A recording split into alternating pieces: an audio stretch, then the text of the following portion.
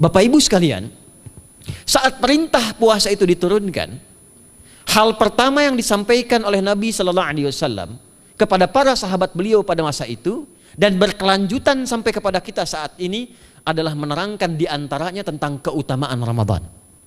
Untuk menjawab sekaligus mengentaskan hoaks yang pada saat itu dibangun oleh orang-orang Yahudi yang tinggal di Madinah. Jadi ketika mereka mengatakan orang Islam tuh nggak punya puasa, ikut kita. Ini puasa yang hebat, puasa yang bagus. Dijawab oleh Allah, turunlah perintah, ya ayyuhalladzina amanu kutiba alaikumus syiyam kama kutiba alal ladzina min qablikum la'allakum tattaqun. Setelah itu apa yang terjadi? Buka Sahih Al-Bukhari. Kitab yang ke-30.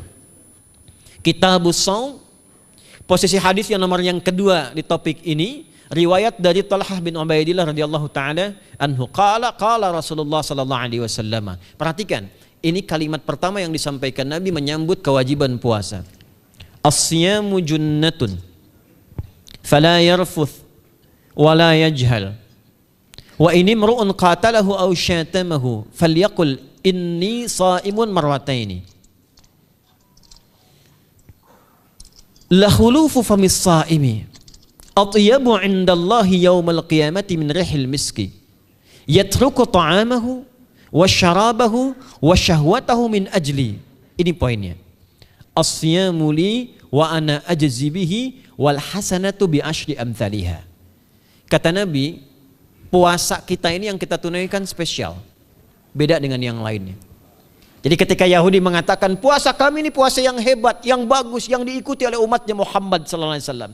Turun ayat, komentar Nabi pertama apa? Puasa kita kepada para sahabat, kepada kita semua, ini puasa yang spesial. As-siyamu. Lihat diksinya.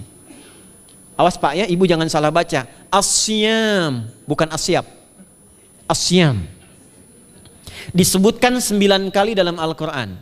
Ada as-saum, ada as-siyam, itu beda. Kalau saum sekali disebutkan dalam Al-Quran surah 19 ayat 26. Saum itu masih umum, kata umum untuk menunjuk kata imsak, menahan secara umum. Bisa berarti puasa yang ada ketentuan aturan, bisa berarti menahan secara singkat. Apa saja yang bersifat menahan, itu saum namanya. Contoh Sayyidah Maryam misalnya, beliau masih makan. Ya, ayat 24, 25 itu masih makan. Goyangkan pohon korma, jatuh kormanya, makan kormanya. Mau minum, ambil airnya, minum. Masih makan, masih minum. Cuman diminta untuk saum. Apa saumnya? Inni nadhartu lirrahmani sauma falam ukallimal yauma insiya. Jangan bicara pada siapapun. Kamu dituduh, kamu berzina, jangan jawab, biarkan bayinya yang bicara, dan itu mukjizat pertama untuk Isa alaihi salam. Itu nanti dimulai di ayat 31 sampai 33 di surah Maryam surah 19. Tapi beliau diperintahkan saum. Saumnya apa? Jangan bicara. Jadi kalau bapak masih makan, masih minum, cuman gak mau bicara dulu sama ibu, itu saum. Mau kemana Bi? Kok gak jawab? Kenapa nggak bicara? Sedang saum. Saum apa? Nggak mau bicara sama mama. Itu bicara. Contoh. Itu saum. Kalau siam 9 kali disebutkan dalam Al-Quran, itu khusus, spesifik. Ada aturannya, ada ketentuannya, nggak boleh sembarangan, nggak bisa kemudian seenak kita melakukannya. Ada ketentuan yang dibuatnya dan itu harus diikuti. Begitu diikuti, maka keagungan dan keistimewaan ibadah itu akan dilekatkan pada pelakunya. Dan menariknya, perintah puasa itu ketika turun ayatnya Al-Baqarah 183, kalimatnya bukan menggunakan saum tapi siyam. Ya ayyuhalladzina amanu kutiba alaikumus. Nah kata Nabi, as-siyamu junnatun. Kalau benar puasa kita ini kita tunaikan yang Ramadan ini, maka dia akan melahirkan satu yang tidak ditemukan pada ibadah lain, yaitu junnah. Ada jinnah, ada jannah, ada junnah. Itu beda. Tapi semua katanya itu hurufnya sama, cuma harokatnya beda. Coba lihat ya. Ada junnah, jinnah, dan jannah. Jannah artinya apa? Surga. Jinnah artinya apa? Jin. Jamak dari kata jin. Minal jinnati wan nas. Baik ya. Ada junnah. perisai. Itu ketiga-tiganya berasal dari huruf jim, nun, kemudian ta. Dalam bahasa Arab, setiap ada huruf dimulai dengan jim dan nun, itu pasti tersembunyi, gak kelihatan. Saya ulang ya, setiap ada huruf dimulai dengan jim dan nun, kalimatnya itu pasti gak nampak, gak kelihatan. Janin, kenapa disebut janin? Karena masih tersembunyi dalam rahim ibundanya, gak kelihatan. Begitu keluar, tampak jadi bashar, jadi bayi yang terlihat. Jin, kenapa disebut dengan jin? Karena nggak nampak. Makanya fitrah jin itu Pak, Ibu, fitrahnya tersembunyi. Jadi kalau ada jin melakukan penampakan, itu jin sedang punya masalah. Betul, itu nyata. Dan yang lebih punya masalah, ada orang-orang manusia yang mencari-cari penampakan jin. Itu sedang kurang sehat itu. Ya, betul, karena jin itu dipasangkan di Al-Quran dengan ins. 18 kali pasangan ini disebutkan, itu lawannya langsung. Jadi jin tersembunyi, ins nampak. Ins itu kelihatan, makanya makhluknya tampak. Jadi kalau ibu ada bapaknya pulang ke rumah sembunyi-sembunyi, itu bapak sedang menjadi? Bukan.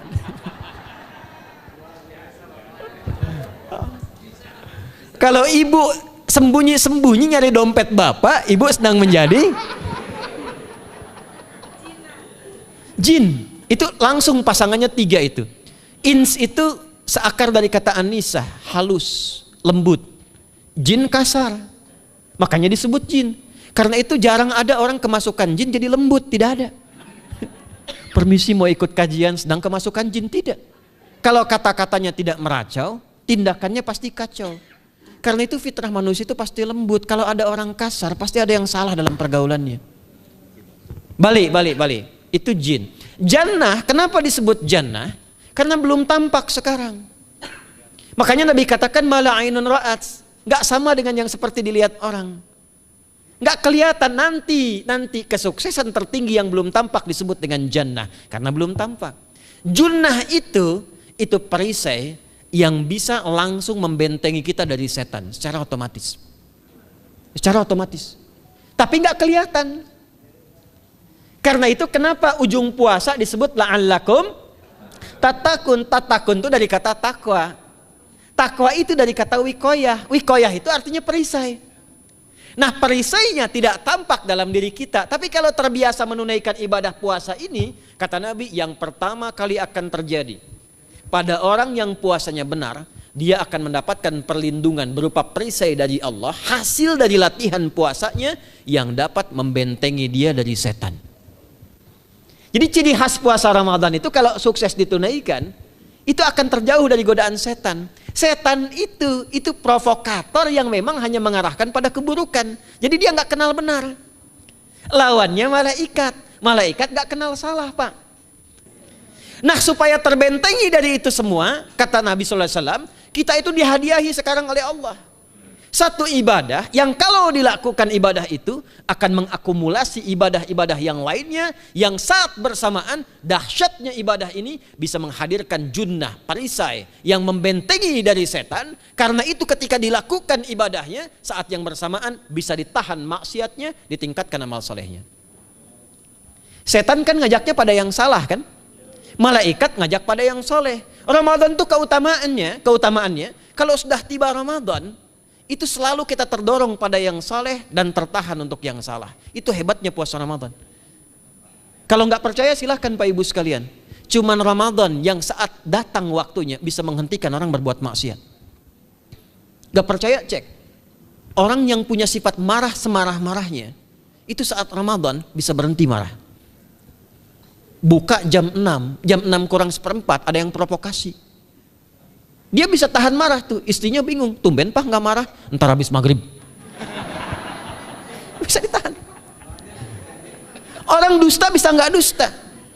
Dan saat yang bersamaan, teman-teman sekalian, Bapak Ibu, itu bisa terdorong berbuat meningkatkan amal soleh.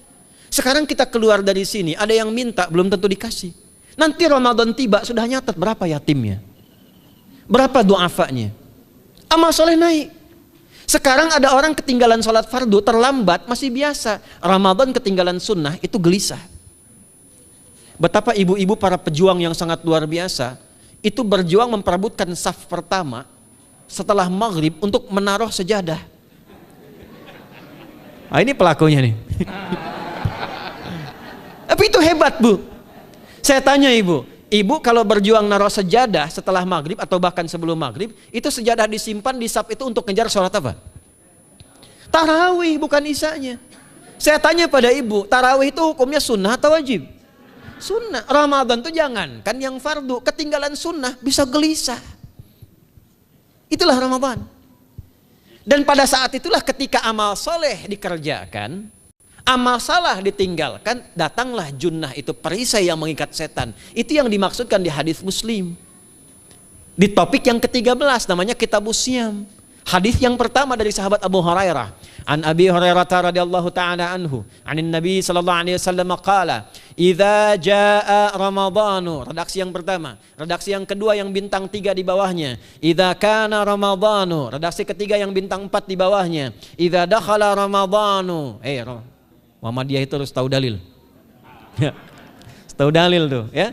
Idza jaa Ramadhanu, idza kana Ramadhanu, idza dakhala Ramadhanu, futtihat abwabul jannati aw abwabur rahmati. Wa ghulliqat abwabun nari aw abwabu jahannam. Wa sulsilatis syayatinu aw sufidatis syayatin. Ini maknanya. Kalau Ramadan sudah tiba, kata Nabi, maka dibukakanlah pintu-pintu surga. Para ulama berbeda pendapat dalam tafsir tentang hadis ini. Pintu-pintu surga ada yang mengatakan real dibuka. Ada yang mengatakan dengan penafsiran metafor. Pintu surga itu pintunya lewat amalan. Ada 8 pintu surga kata Nabi dalam hadis yang lain. Ya, fil jannati thamaniyatu abwabin, fiha babun yusamma ar-rayanu, la yadkhuluhu illa as-shaimun, fa idza dakhaluhu ughliqa. Di surga itu ada 8 pintu surga. 8 itu ternyata di hadis lain pintunya semua amal soleh. Ada pintu sholat, pintu puasa namanya ar-rayyan, ada pintu sedekah, pintu zakat, pintu haji. Jadi kita itu sekarang fastabiqul khairat. Kenapa ada moto fastabiqul khairat? Itu kan diambil dari Al-Baqarah ayat 148. Siapa yang pengen memburu surga, buru di amalannya. Mungkin gak semuanya bisa dikerjakan. Kalau tidak semuanya, ambil salah satu yang paling disukai, konsisten di situ. Walikulli wijhatun huwa muwalliha. Setiap orang pasti punya kecenderungan untuk beramal. Ada yang senang puasa, ada yang senang tahajud, ada yang senang sedekah. Fastabiqul khairat, silahkan berburu, berlomba untuk mengerjakan apa yang disenangi itu. Itulah pintu surganya. Nah, saat Ramadan, semua pintu surga itu dibuka, Pak. Makanya kita senang kerjakan, sholatnya meningkat, sedekah meningkat, ngaji Quran meningkat. Saat yang bersamaan pintu neraka ditutup. Ada berapa pintu neraka? Ada berapa? Kalau pintu surga berapa tadi? 8. Hadisnya jelas, sahih dalilnya. Pintu neraka berapa? Bukan. Pilih. 6 atau 8? Yang 6 angkat tangan. Bukan 6, bukan 8, 7. Dalilnya apa? Dalilnya Quran surah Al-Hijr, surah ke-15. Ayat ke-44. Surah ke-15 Al-Hijr ayat ke-44. Neraka ada 7 pintu. Dan dalam setiap pintunya nanti ada 19 malaikat yang menjaga. Alaiha tis'ata asyar. 7 pintu ini khusus Ramadan ditutup. Dan hati-hati, nama neraka itu ada 2 nanti. Neraka yang membakar, ini mungkin jadi baru informasinya bagi sementara orang. Neraka yang membakar dan neraka yang membekukan. Jadi ada 2 sifat. Saya ulang ya, neraka yang membakar dan neraka yang membekukan. Yang membakar disebut dengan Jahannam, yang membekukan disebut dengan Zamharir namanya. Zamharir. Jadi kalau ada orang masuk neraka, itu cuma 2 pilihannya, dibekukan atau dibakar. Jelas ya? Makanya kita dikasih pendahuluan, ada musim panas, musim dingin. Supaya merasakan, nih orang musim dingin nih pakai lapisan-lapisan baju. Musim panas cari pendingin. Kamu sekarang cari pendingin, kata Allah, di neraka nggak ada AC. Kamu sekarang pakai berlapis-lapis, di neraka beku. Jahannam itu nama apinya. Jadi nar yang membakar itu nama apinya Jahannam. Jahannam itu nama apinya. Untuk membedakan dengan api yang ada di dunia dan api yang bahan bakarnya jin dan setan saat diciptakan. Setan itu dicipta dari api. Ya, setan kan asalnya dari iblis. iblis dari jin. Setan Al-Baqarah ayat 36. Dari iblis Al-Baqarah 34. Iblis dari jin, Quran surah Al-Kahf ayat 50. Kana minal jinni fa fasaqa an amri rabbi. Jin dari api yang menyambar-nyambar, Quran surah 15 ayat 27. Wal janna khalaqnahu min naris samum. Karena narnya narus samum, maka apinya mesti beda. Karena itulah nanti nerakanya yang membakar disebut dengan jahannam. Pintunya 7, namanya banyak. Ada sa'ir, ada lava, ada neraka hutamah. 7 pintu, besarnya disebut dengan jahannam. Khusus Ramadan tutup. Ramadan tutup. Wasulsilati syayatin. Setan itu dibelenggu, diikat rapat. Bagi orang yang mau puasa benar. Awas hati-hati. Bagi orang yang mau puasa benar, karena itu kalimatnya asyamu junnatun. Kalau benar puasanya, metafornya amalan dia bisa mengikat setan. Tapi kalau puasanya nggak benar, tetap digoda juga. Makanya jangan heran, walaupun Ramadan tetap kotak infak ada yang hilang. Sendal ada yang hilang. Karena puasanya bukan siam, puasanya saum. Sedangkan diksi Nabi yang mengatakan asyamu junnatun. Puasanya yang harus benar. Nanti kita belajar fikih setelah itu. Saya ingin pendahuluan dulu ya. Setelah itu apa yang kata Nabi katakan? Ini masih mukadimah ya kita ya. Ini luar biasa nih. Ya. Jadi keutamaan Ramadan itu dahsyatnya dengan puasa biasa. Kata Nabi, kalau orang benar puasanya, bebas dia dari setan. Bukan nggak digoda, Allah kasih benteng sehingga setan nggak tembus kepada dia. Itu satu. Itu keutamaan Ramadan. 2, teruskan dulu langsung ke ujung hadisnya saja ya. Kalau yang tadi nanti latihannya fala yarfus fala yajal, itu latihan. Yang kedua, Allah langsung yang mengatakan dalam hadis qudsinya, asyamu li wa ana ajzi bihi. Khusus Ramadan, kalau ditunaikan dengan benar, maka semua yang puasa itu aku langsung yang memberikan takaran pahalanya. Sekarang kita hitung-hitungan dikit ya. Bapak Ibu kan senang hitung. Tadi bangun aja kan dihitung kan? Ya, dapatnya sekian, berkurangnya sekian, ya usahanya sekian. Sekarang kita ngitung pahala nih. Ada rumus hitung pahala dalam Al-Quran. Ya, saya tanya sebentar. Kalau satu kita kerjakan ibadah, pahalanya berapa? 10. Dalil. Apa dalilnya? Quran surah ke-6 ayat 160. Man jaa baik bil hasanati falahu asyru amthaliha. Siapa yang melakukan satu perbuatan hasanah. Hasanah itu perbuatan baik yang bernilai pahala. Itu hasanah namanya. Pahalanya disebut ajrun namanya. Lahum ajrun ghairu mamnun. Jadi perbuatan baik yang bernilai pahala disebut apa? Hasanah. Ya, eksekusinya, implementasinya disebut amal soleh. Pahalanya, hitungannya disebut ajrun namanya. Jamaknya disebut dengan ujur. Di setiap poinnya disebut dengan ajrun namanya. Nah, orang yang mengerjakan perbuatan baik berpotensi punya nilai pahala, itu setiap perbuatan baiknya 10 kebaikan. Contoh kita sholat nih, sehari berapa waktu? 5. Berapa rakaat? 17. Al-Fatihahnya 18 atau 19 kali? 17 kali ya. Kalau 18 kali berarti subuhnya 3 rakaat.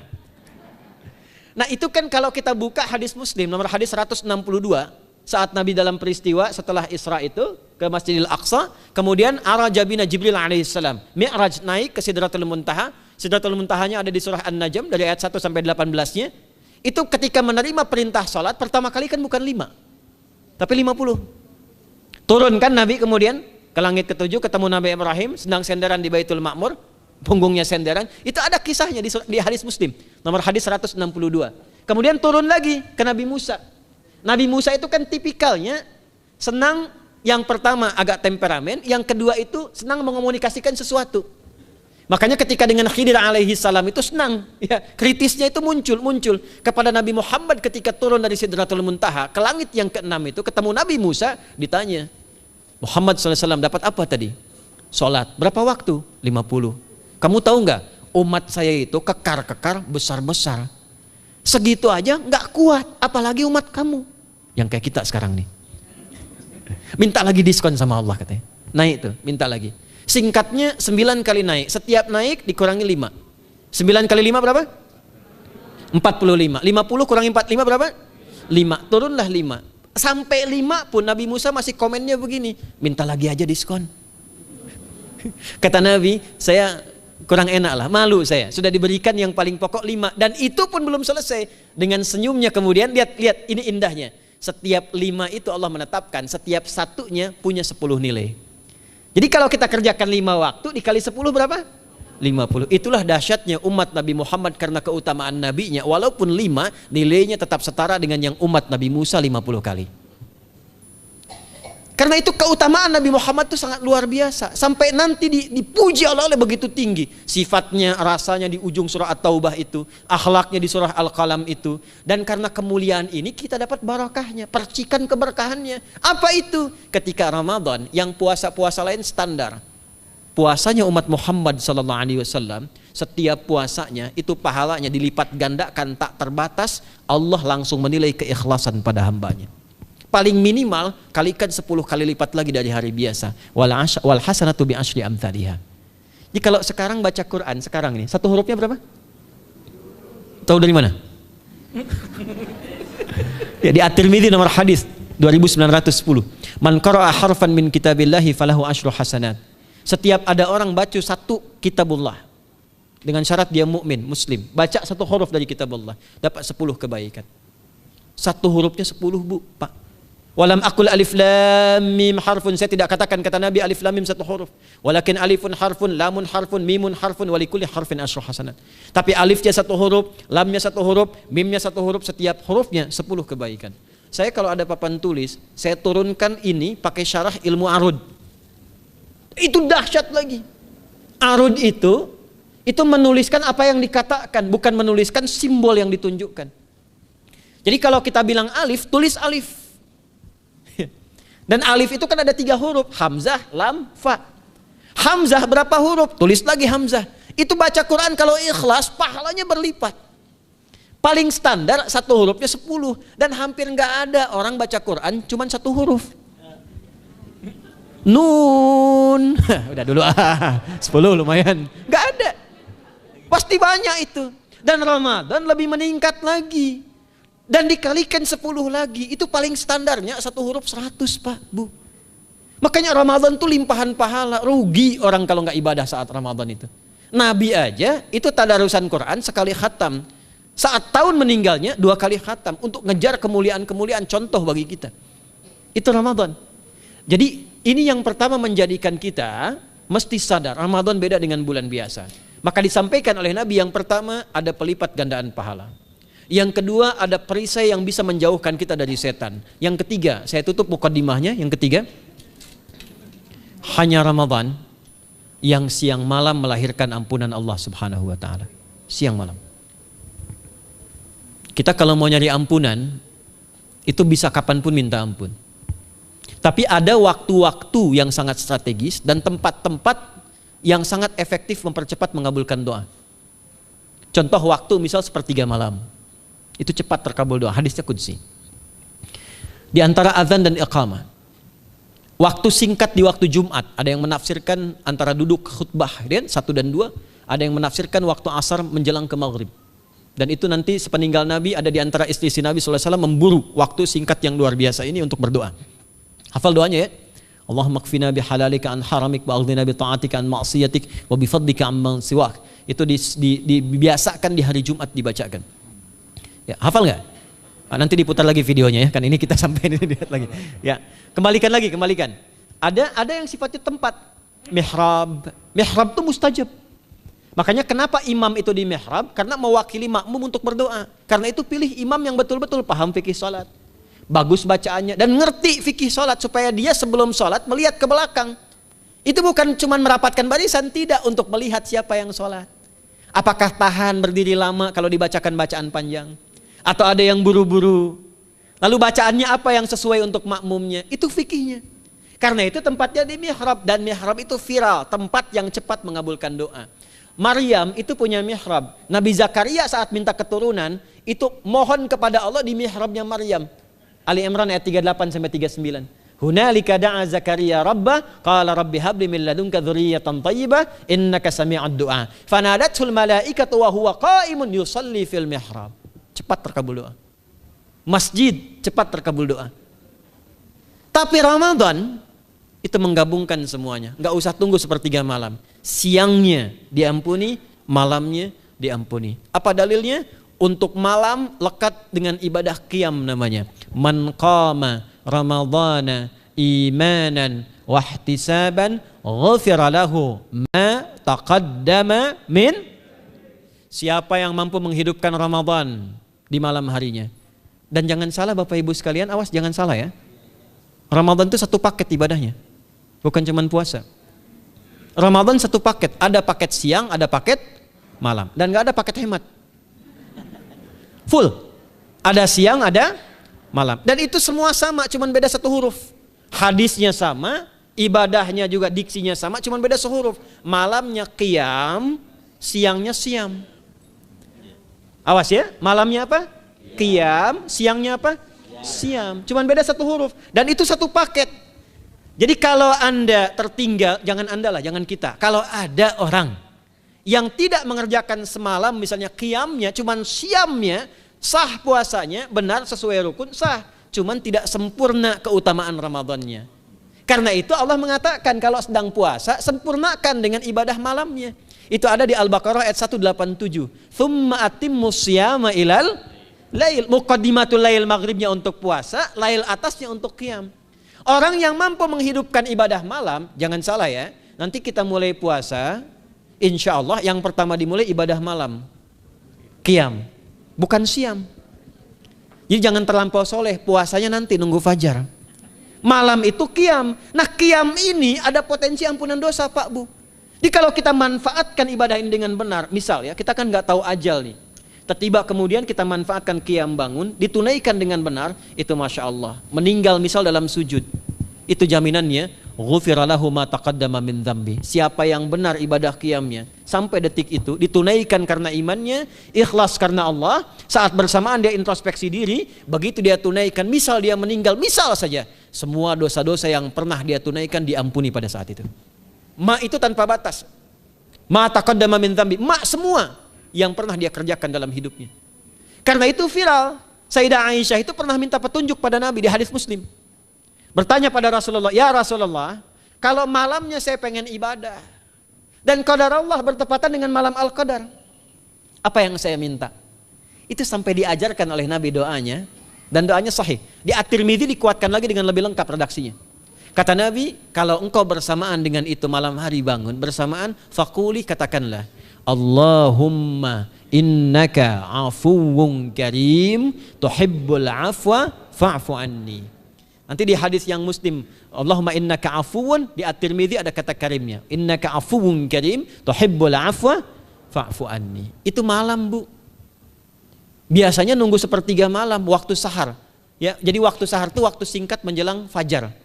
Kalau subuh sekarang 4:08, itu kira-kira sahar tuh jam setengah 4 lah ya, 3:30 sampai jam 4 itu namanya sahar, bukan lail.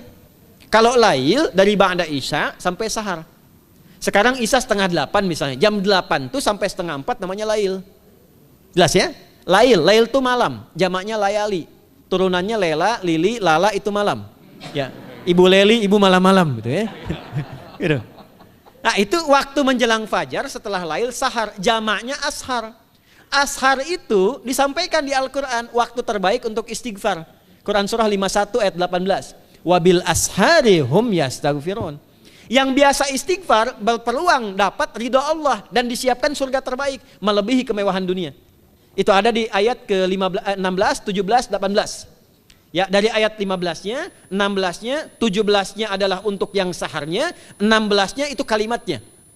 Ya, 16-nya yang dengan mengatakan Rabbana amanna faghfir lana dzunubana wa qina adzabannar. Ayat 17-nya as-sabirina was-sadiqina wal qanitina wal munfiqina wal mustaghfirina bil ashar. Itu hari biasa seperti sekarang. Ramadan dari ba'da isya sampai terus lagi sampai masuk waktu fajar, siangnya pun masih ada ampunan Allah.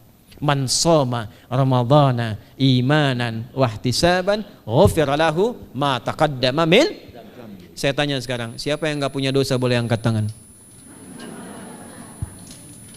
Yang dosanya banyak boleh angkat tangan. Tuh, saking banyaknya kita nggak bisa ngangkat. Sekarang rubah kalimatnya. Yang ingin masuk surga angkat tangan. Insya Allah. Yang ingin surga Firdaus angkat tangan. Tuh, maka ironi itu tampak dalam perilaku kita. pengen ke surga, tingkatan Firdaus, tapi ngaku dosa banyak. Itu dia. Maka Allah punya sifat Rahman dan Rahim. Rahman untuk dunia, Rahim untuk akhirat. Maka diberikanlah kesempatan Ramadan untuk menggugurkan semua dosa itu. Karena itulah Bapak Ibu sekalian, penting kita menyiapkan, karena nunggu Ramadan itu nggak mudah.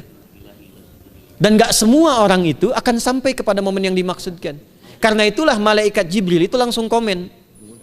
Ya, jadi ada dua riwayat nih. Nabi yang berdoa, malaikat yang mengaminkan. Ada malaikat yang berdoa, Nabi yang mengaminkan.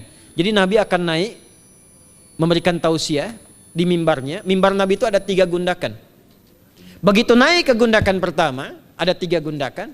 Lalu tibalah kemudian beliau bersabda. Ada riwayat Nabi yang berkata, malaikat mengaminkan. Ada riwayat sebaliknya, malaikat yang berkata, Nabi mengaminkan. Raghima anfu rajulin. Awas, hati-hati nih. Raghima anfu rajulin liman adraka ramadhana falam yughfar lahu. Terhina di hadapan Allah Subhanahu wa taala. Kotor dirinya. Bu'dan, jauh dari rahmat Allah. Liman adraka ramadhana, siapa yang sudah disampaikan ke bulan Ramadan falam yughfar lahu, tapi tak mampu mendapat ampunan Allah Subhanahu wa taala. Karena itulah saya ingin cepat. Satu, kenapa Ramadan istimewa? Karena ada ampunan Allah yang sangat luar biasa. Kenapa Ramadan istimewa? Karena ada pelipat gandaan pahala. Kenapa Ramadan istimewa? Karena ada peluang untuk menjauhkan dari setan. Dan yang terakhir, Ramadan istimewa karena semua waktu siang dan malam mempercepat terkabulnya doa.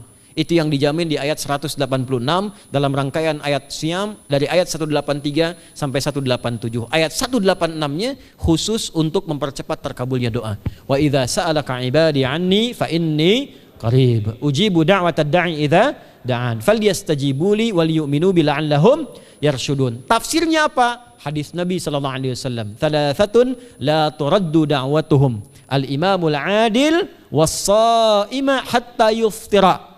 Wa da'watul mazlum. 3 golongan yang doanya sulit sekali ditolak. Yang pertama imam yang adil, yang kedua adalah orang puasa sampai berbuka, dan ketiga doa orang yang terzalimi. Jadi kalau Bapak Ibu pengen cepat dikabulkan doanya secepat kilat, maka jadilah pemimpin yang adil. Kalau belum mampu, latihan puasa. Kalau belum mampu lagi, banyak-banyak terzalimi dan berdoa. Ya.